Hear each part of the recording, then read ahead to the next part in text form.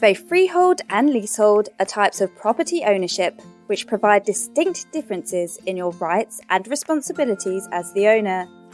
Freehold properties are typically houses or bungalows. As the freeholder, you have outright ownership of the property and the land on which it sits, which you will have full control over for as long as you hold the deeds.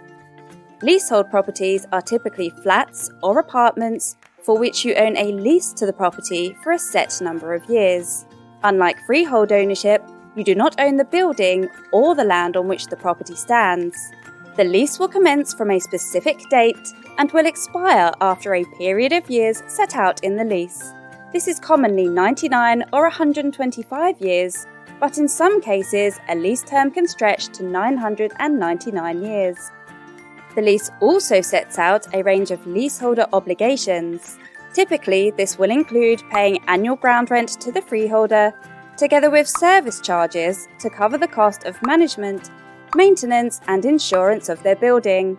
Leaseholders may also be required to request permission from the freeholder in order to sublet their property or to make alterations.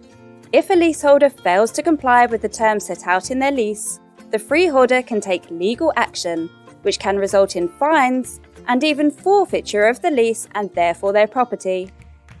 If you need some help to understand the obligations in your lease, contact Freehold Sale for an expert lease interpretation.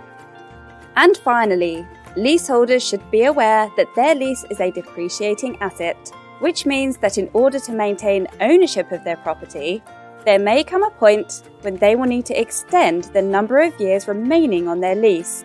To do so, leaseholders will usually need to pay a premium to the freeholder, which typically increases year on year as the lease term decreases. So it's always best to extend as early as possible. As a freeholder of a single dwelling house or bungalow, you have the right to do whatever you want with your property, providing it is legal, of course.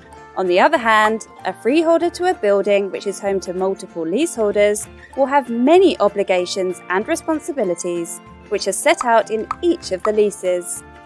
In some instances, however, a freeholder may authorise a managing agent or set up a management company to comply with their obligations. For more expert guidance, please subscribe to this channel, and if you require assistance with any of the topics discussed, please visit our website to explore our range of services.